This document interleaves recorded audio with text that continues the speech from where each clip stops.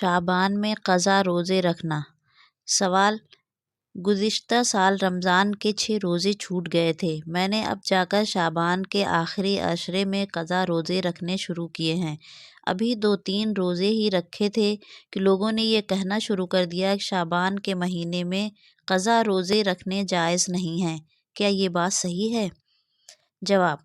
جواب ہے، قضا روزے کسی بھی مہینے میں رکھے جا سکتے ہیں، اس میں شعبان اور شوال کی کوئی قید نہیں ہے۔